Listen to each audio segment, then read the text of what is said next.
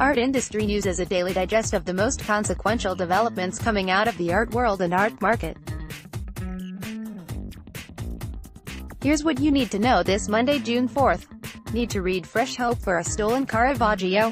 New evidence has revived hope that Caravaggio's nativity altarpiece, which was stolen in 1969, might be recovered, or, at least, that experts might learn its fate. Mafia turncoat Gaetano Grado told investigators that the painting ended up with one of Sicily's top mobsters, who died in 2004. He, in turn, passed it along to a Swiss art dealer, who said the altarpiece should be cut into pieces. New York Times, Steve Cohen on Office Art. Steve Cohen had some choice words about his art collection, and his employees' taste in art, at the Museum of Modern Art's party in the Garden last week. They like the art that's square or rectangular, the billionaire said of his staff. Anything circular they hate. His art advisor Sandy Heller interjected, saying, he means geometric abstraction. But Cohen would not be deterred. No, I'm serious.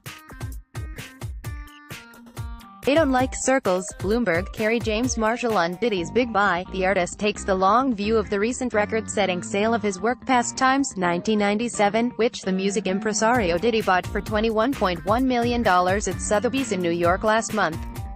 The market moment is probably the first instance in the history of the art world where a black person took part in a capital competition and won, he said.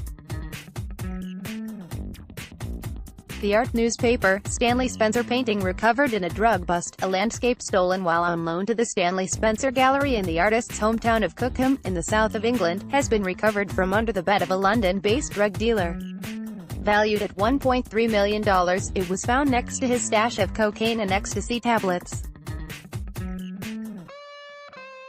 BBC, Art Market Hausa. Gallery plans to support his forthcoming catalog raisonné and show his work in New York in the spring of 2019. Press release, Howard Hodgkin's final paintings go on show. More than 30 of the artist's late paintings, including ones created just months before he died in Mumbai, India, are on view at Gagajan in London.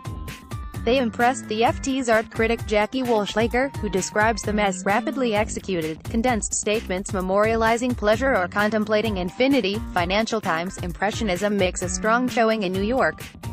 Even without the Rockefellers' trove of Impressionist and modern paintings, the category was up significantly in dollar volume in the marquee spring sales held last month in New York. The reasons for the shift are not entirely clear, says Marion Maneker, though he notes that the average price of an evening sale lot was more than twice the equivalent sum in May 2017.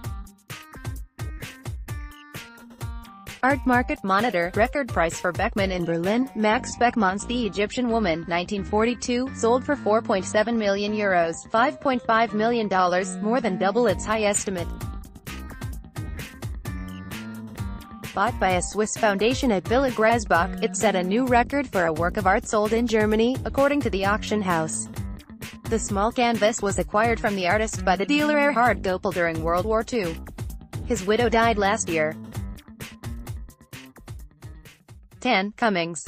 Morley won the first ever Turner Prize in 1984 and has shown in many major exhibitions over the course of his decades-long career, including Documenta 5 and 6 and London's 1981 Royal Academy Group Show, A New Spirit in Painting. Art Forum. Artists make cubes for Parkinson's charity. The Cure Parkinson's Trust is working with Bonhams and Artwise on the second edition of a selling show seeking to raise funds to research a cure.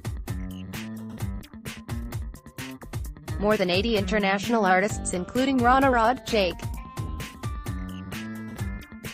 Last year's show raised more than $400,000. Press release, Julian Friedman leaves the Luma Foundation. After 3 years developing Maya Hoffman's foundation in Arles, the former director of Magnum's office in Paris has left the foundation to work on a new diversification strategy at Lamont Group. Christophe Danzin will succeed him as Luma's Director of Development and Partnerships. Le Journal des Arts. Roman Abramovich is now an Israeli citizen. The billionaire art collector has accepted Israeli citizenship on the grounds of Israel's law of return. He will not have to pay taxes on foreign income for a decade. The Israeli passport also permits visits to the UK without a visa, a possible workaround for the Chelsea Football Club owner's recent visa trouble, amid which the billionaire has shelved plans for a £500 million Herzog monopole. For art's sake, France launches lottery to fund heritage conservation. French President Emmanuel Macron is introducing a national lottery scheme to finance the restoration of historic buildings and works of art. The €15, $18 scratch-off cards will boost the country's $382 million heritage budget and fund the restoration of a number of sites, including a 12th-century castle in Burgundy and a Roman aqueduct. The annual lottery will debut in September and hopes to raise $18 million to $22 million. Guardian: Alex Israel launches a conceptual clothing line. The limited edition unisex athleisure line, called Infrathin, is named after the term coined by Marcel Duchamp to describe the imperceptible difference between two identical things. Israel launched the line at a pop-up shop in Gagaj in Hong Kong, but says the clothes doesn't have to be seen as art. Each t-shirt is simultaneously just a t-shirt and also a ready-made artwork.